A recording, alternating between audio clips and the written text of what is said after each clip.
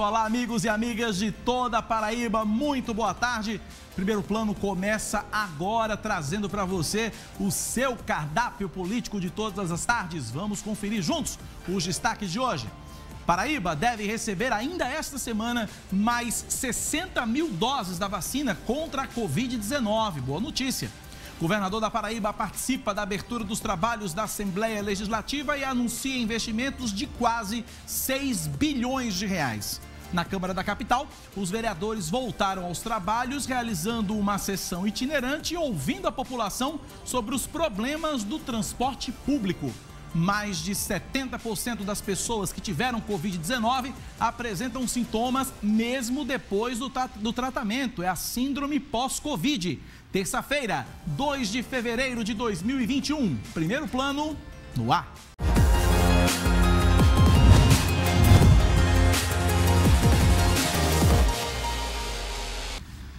A você, muito boa tarde, muito obrigado pela audiência, muito obrigado pela companhia. Para você que sente ainda falta da nossa querida Rejane Negreiros, ela continua em férias e até o retorno dela lá para o dia 15 a gente está de volta. A gente fica aqui tomando conta do nosso Primeiro Plano, que começa agora com uma boa notícia, uma excelente notícia. É que até o fim dessa semana, a Paraíba deve receber mais 60 mil doses da vacina contra a Covid-19. O anúncio foi feito pelo secretário estadual de Saúde, Geraldo Medeiros. Na última semana, a Paraíba vem registrando mais de 1.000 casos diários da doença e a maior parte dos infectados são jovens. Por isso, é importante continuar usando máscara e fugir das aglomerações. Juliana Teixeira é a repórter. Enquanto a vacina não chega para toda a população, a Paraíba enfrenta o crescimento dos novos casos da Covid-19. Desde o dia 25 de janeiro, em que o número de novos infectados é superior a 1.000. De lá para cá, já são quase 9 mil pessoas infectadas pela doença. Para a Secretaria de Saúde do Estado, o aumento é fruto do descuido da população. O que nós estamos observando é que a população classe média alta e classe média que nas festas de final de ano e no veraneio tem se aglomerado, tem sido mais acometida pela doença.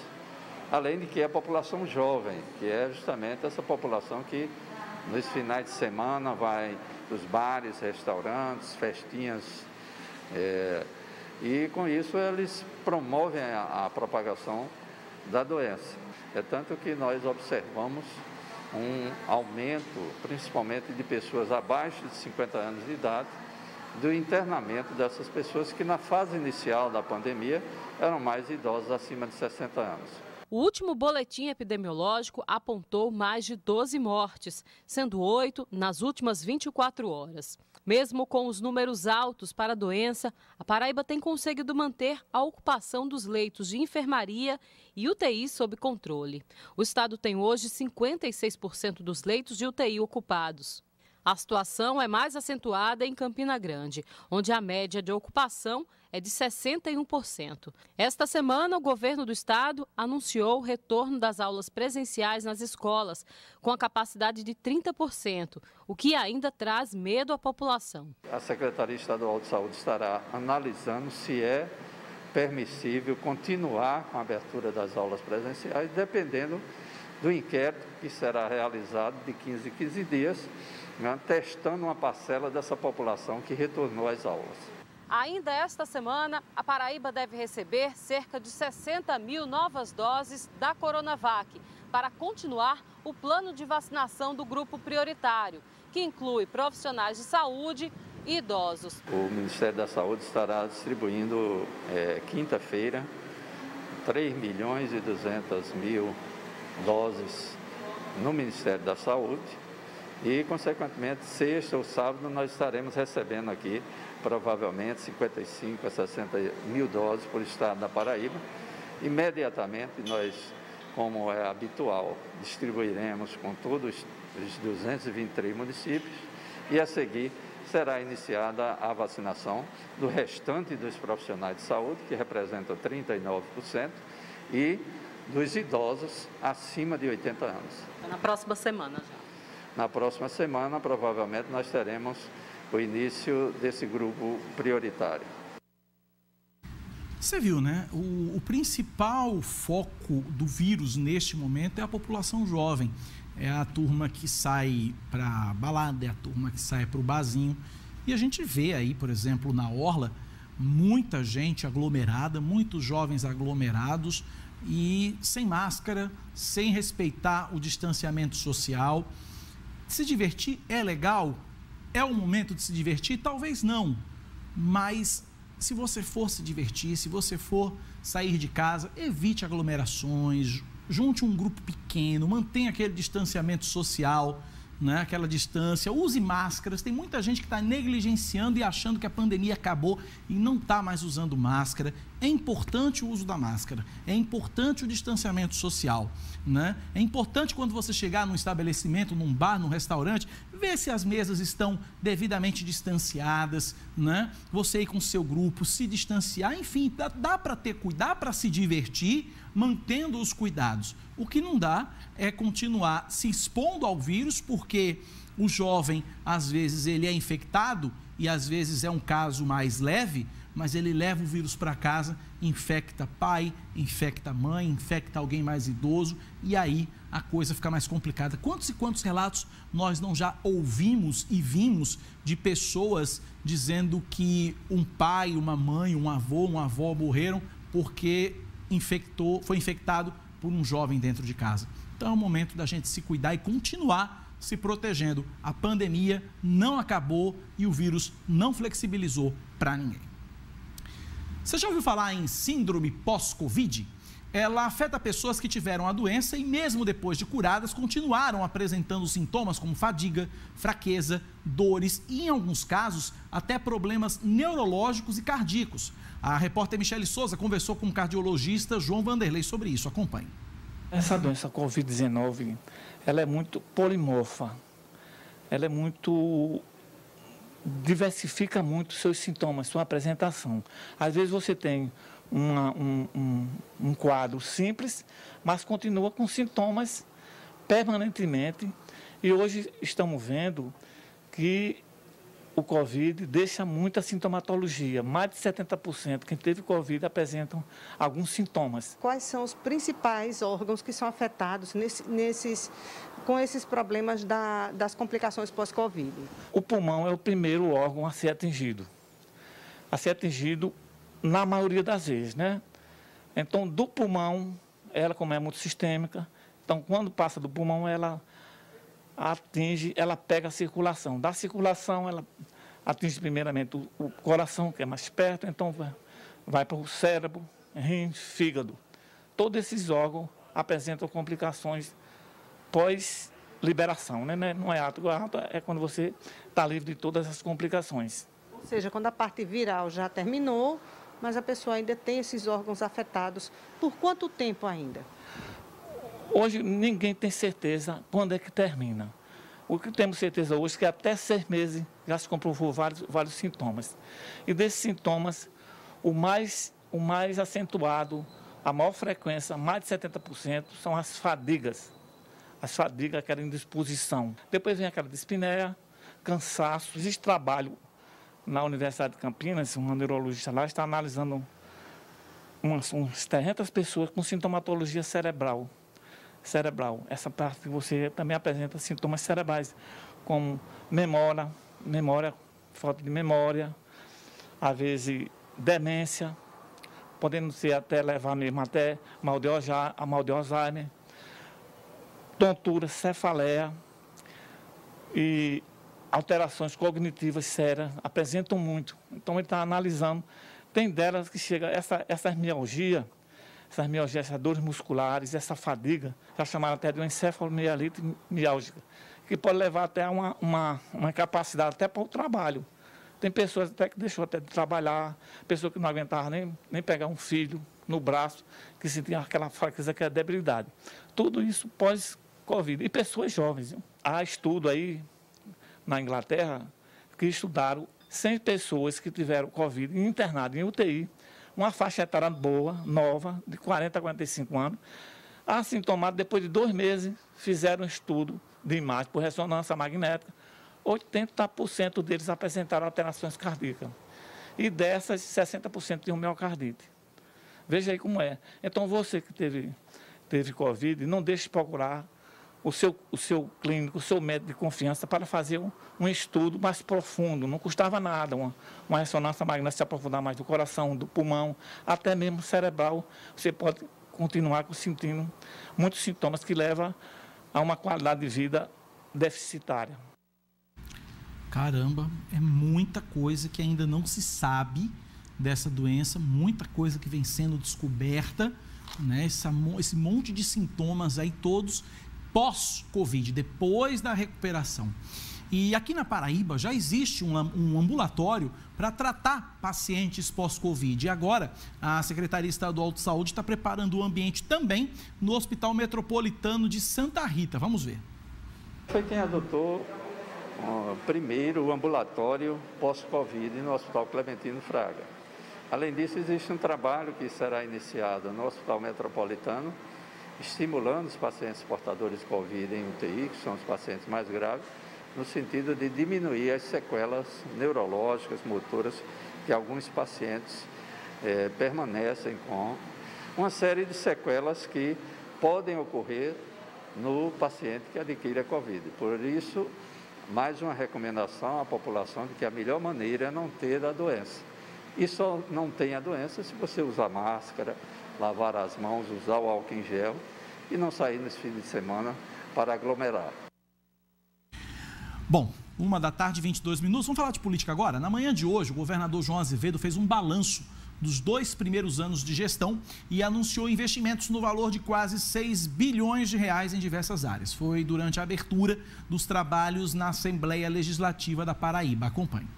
Nosso PIB saltou para o 3º lugar no Nordeste e o 10º do país, alavancado pela indústria, pela agricultura e serviços. Devemos menos à nação. Nos rankings oficiais, figuramos nos primeiros lugares, com destaque para as ações voltadas para as áreas de segurança e infraestrutura. Como exemplo, apenas o canal do Acauã-Araçagi, uma obra de 1,2 bilhão, uma das maiores do Brasil em fase de conclusão, recebeu 55 milhões de reais em 2020. Foram 268 quilômetros de adutoras construídas, com previsão de mais 416 quilômetros para esse ano, no investimento de mais de 523 milhões de reais. Os sistemas de abastecimento d'água de 86 municípios, incluindo a região metropolitana de João Pessoa, foram ampliados e melhorados, absorvendo recursos da ordem de 90 milhões de reais. Serão mais 100 milhões esse ano. Em 2020, foi concluída a barragem de Retiro, lá em Cuité, com investimentos de 40 milhões de reais. E nas próximas semanas, após a liberação pelo IFAM, iniciaremos a construção de barragem de Portos. Ainda nesse semestre, após a aprovação do projeto do Ministério do Desenvolvimento Regional, vamos licitar a barragem de Espinho Branco, no município de Patos, no valor de 80 milhões, um grande sonho e aspiração de toda aquela região. O programa de recuperação de barragens já recuperou 6 barragens em 2020 e a recuperação em execução de 18 outras barragens, envolvendo recursos na ordem de 12 milhões de reais. A Paraíba é o único estado do Brasil que mantém permanentemente um programa de recuperação de barragens. No ano de 2020, foram investidos valores acima de 4 milhões e 800 mil reais. Também investimos na perfuração de poços, além da dessalinização de 40 sistemas, envolvendo 6 milhões de reais. Em 2021, serão mais 61 milhões de reais. Na Paraíba, senhoras e senhores, jorra água de qualidade para beber, para plantar, para movimentar a roda econômica e abastecer o fluxo social. A Paraíba será um estado que terá pelo menos uma escola de tempo integral em cada um dos 223 municípios desse estado, sendo e se tornando o estado com o maior percentual de ensino integral do país. Serão 40 milhões de reais aplicados na indústria turística, uma das mais fortes alternativas de desenvolvimento da nossa região. O centro de convenções custará aos cofres públicos algo em torno de 120 milhões. Estamos com a aprovação da Caixa, agora já da primeira etapa do projeto, que entrará em licitação e esperamos que até o meio do ano estejamos efetivamente na execução dessas obras. Para esse ano, já temos em execução ou para iniciar obras de 7 novas estradas asfaltadas, perfazendo 103 quilômetros novos de obra. Também em obras, estamos recuperando 130 quilômetros de 4 importantes rodovias. E você viu aí nas imagens que se tratou de uma sessão, de uma audiência, de um evento online, né, por meio de videoconferência. Ontem nós trouxemos a sessão presencial da Assembleia, que precisou ser presencial para que houvesse a eleição para complementar a mesa diretora, mas hoje a sessão já foi online, a sessão da Assembleia Legislativa já foi remota. Nessa mesma sessão, o governador João Azevedo também aproveitou para mandar um recado duro para os parlamentares. Sem citar nomes, João Azevedo disse que os cargos são passageiros e que não existe mais espaço para inconsequentes. Vamos ver. Os adversários, as querelas, as incompreensões de ontem devem ficar lá para trás, no limbo. Os inimigos do passado foram ultrapassados por outro, mais furioso e letal. As recentes eleições já deram esse recado, apontando o mesmo roteiro. Saibamos ler as entrelinhas do script e aplicar no novo normal. Vamos construir o que ruiu, reforçar o que surgiu e desenhar um novo cenário. Ainda difícil, cheio de entraves e incógnitas, mas plenamente possível de ser realizado, como vimos até o momento. Trabalhemos republicanamente, isonomicamente, equilibradamente. Compreendamos o significado pleno e incorporemos definitivamente ao nosso repertório a elucidativa e didática palavra efêmera. A existência é um sopro, a vida é fugaz e os cargos representativos são meteóricos. O poder é volátil. Façamos o possível, o impossível e ainda mais um pouco para ocupá-los com sabedoria e zelo. Recado dado. Olha, hoje pela manhã também, o prefeito de João Pessoa, Cícero Lucena, se reuniu em um hotel aqui na orla da capital para fazer uma avaliação com os secretários municipais destes primeiros 30 dias de gestão. E ao terminar a reunião, o prefeito se dirigiu e está a caminho, neste momento, da Unidade Básica Paratibe 2. Essa unidade básica foi interditada eticamente, está interditada eticamente desde a meia-noite, pelo Conselho Regional de Medicina e Enfermagem, devido a uma série de irregularidades que foram constatadas pelo órgão. Hoje pela manhã também os vereadores de João Pessoa voltaram aos trabalhos com uma sessão itinerante, só que foi bem diferente. Eles foram às ruas para ouvir o que a população tem a dizer sobre o serviço de transporte público. Um dos parlamentares já anunciou que vai propor o congelamento do valor das passagens por 4 anos. A repórter Poliana Sorrentino acompanhou. Enquanto o plenário da Câmara Municipal está em reforma,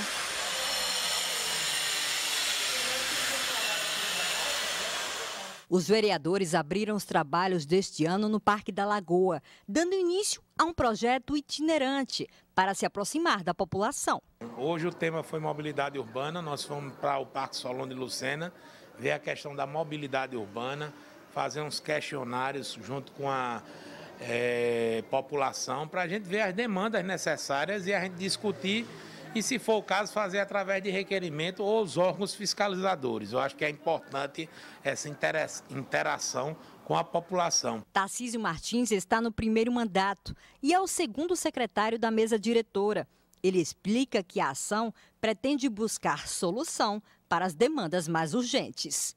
A gente precisa suprir a população do trabalho da Câmara. A Câmara precisa realmente estar trabalhando em prol da sociedade. Quem comparecer vai poder responder a um questionário como este, com 4 perguntas, opções para respostas e ainda um espaço para observações. Neste primeiro dia, uma das principais demandas foram relacionadas a transporte público. Eu recebi várias queixas do preço da passagem de ônibus, que eles acham caro. Uma passagem de ônibus hoje é R$ 4,15. Tem pessoas que têm condições, mas para quem anda de ônibus é um preço muito alto, porque ele paga R$ 4,15 para ir, R$ 4,15 para voltar. Você andar de Uber hoje, você paga um Uber hoje R$ 6,00, 5, 10 no máximo. E um ônibus lotado de gente, cada um pagando R$ 4,15, R$ 4,20. Então, só quem está ganhando com isso são os grandes empresários. Então, nós somos a favor do usuário, do povo, né, que não tem condições, já ganha pouco, né? e pagar uma passagem, a mais cara, se não me falha a memória, do Nordeste. No cronograma para esta semana também estão previstas visitas às escolas da rede municipal de ensino, hospitais e postos de saúde. Amanhã iremos aos hospitais para ver a questão da área de saúde e quinta-feira a gente vai aos colégios para ver a questão do retorno das aulas presenciais, como está sendo a implantação dessa volta às aulas nos colégios municipais. Enfim, todo dia terá um tema para a gente discutir, enquanto o plenário está sendo adaptado pelas normas sanitárias para atender fisicamente e híbrida, né? O vereador também que sentir à vontade, que não quiser estar presencial, através do computador de sua casa, ele também vai estar presente na sessão. Olha, vou fazer um testemunho. Eu moro em João Pessoa há 15 anos. Eu nunca vi uma ação dessa aqui na capital. E logo no começo do mandato. É impressionante a inteligência, a capacidade da atual legislatura da Câmara de João Pessoa, neste momento, em ouvir a população, em escutar a população e sentir da população o que ela pensa sobre os mais diversos serviços. Que continue assim, essa é a promessa do vereador Dinho, que conversou comigo hoje pela manhã na rádio Band News FM. E detalhe, ele me disse uma frase que me marcou. Ele disse o seguinte: olha, vereador tem que sair do biru. Vamos ver se isso vai acontecer daqui para frente. O começo a gente viu. Vamos para Brasília? Senador paraibano Veneziano Vital do Rego, do MDB, assume hoje a vice-presidência do Senado Federal. Nossa correspondente Fernanda Martinelli acompanhou a eleição dos presidentes das duas casas legislativas, Câmara e Senado, que agitou ontem a capital federal. Vamos ver. Olá, Cacá, boa tarde a você, boa tarde a todos. Ontem o dia foi de muitas discussões aqui no Congresso Nacional. Teve início com a eleição do Senado da República, que começou por volta das 14 horas. Depois de muitos discursos, o senador Rodrigo Pacheco foi o vitorioso na disputa com Simone Tebet. Ele teve 57 votos contra 21 de Tebet, que viu na semana passada a sua base enfraquecida depois da retirada do apoio do seu próprio partido, o MDB. No acordo, Rodrigo Pacheco prometeu a vice-presidência da mesa diretora para o partido, que deve indicar um paraibano. O senador Veneziano Vital do Rego, que se filiou há pouco ao partido, à legenda, depois de sair dos quadros do PSB. Rodrigo Pacheco falou sobre a importância dessa vitória e do respeito à Constituição brasileira. Sei que a missão é árdua e sei que muito se espera de nós. Para realizar essa missão, buscarei guiar-me sempre pelos valores que jurei defender: a República, a Federação e o Estado Democrático de Direito, as liberdades, a democracia, as estabilidades social, política e econômica do país, bem como a segurança jurídica, a ética e a moralidade pública, com respeito às leis e à Constituição Federal. Logo depois dessa vitória, teve início a sessão para a escolha do novo presidente da Câmara Federal. A disputa ficou polarizada entre dois deputados, Arthur Lira, do PP de Alagoas, e Baleia Rossi, do MDB de São Paulo. Aqui, os ânimos foram mais exaltados, inclusive com a discussão entre Arthur Lira e Rodrigo Maia, então presidente da Casa, por causa do atraso no registro da candidatura de Baleia Rossi. Foram 302 votos de Arthur Lira contra 145 de Baleia Rossi, apesar dos demais nomes que também registraram as suas candidaturas. Logo após a vitória, Arthur Lira destacou a importância da igualdade de pensamentos com os demais parlamentares, independente de ser o presidente da Casa. Sou um deputado igual a todos. Não sou e nem serei a cadeira que irei ocupar temporariamente nesta legislatura. Tenho consciência do que sou. Estarei presidente. Toda glória é efêmera. E na vida pública, o essencial não são as pompas, mas o que deixamos como legado. Quero servir ao meu país, a esta instituição, ao povo brasileiro, com a minha melhor dedicação, sobretudo neste momento de enorme angústia e de grande aflição. Depois da vitória, Arthur Lira derrubou o acordo que tinha feito com Rodrigo Maia para a distribuição dos cargos na mesa diretora da casa. O bloco dele iria ficar com 5 cargos e o de Baleia Rossi com 4 cargos. Mas essa decisão foi anulada e uma nova eleição vai acontecer. As eleições para as escolhas das 2 mesas diretoras acontecem hoje e as posses dos 2 presidentes formalmente acontecem amanhã. Tudo já está sendo preparado aqui no Congresso Nacional para essa posse. E um fato que chamou a atenção ontem na eleição para o Senado é que no momento do anúncio do resultado da votação, o então presidente Davi Alcolumbre prestou uma homenagem ao senador paraibano José Maranhão. Resumindo a homenagem, Alcolumbre lamentou o fato de Maranhão não estar no momento lá na sessão, uma vez que há 2 anos, em 2019, foi Maranhão quem presidiu a sessão que o elegeu para o Senado Federal, que elegeu Alcolumbre para o Senado Federal, e desejou votos de saúde e boa recuperação ao paraibano que está internado desde o último dia 29 de novembro em decorrência da Covid-19. 1h37, a gente vai fazer um intervalo rapidinho e o primeiro plano volta já já.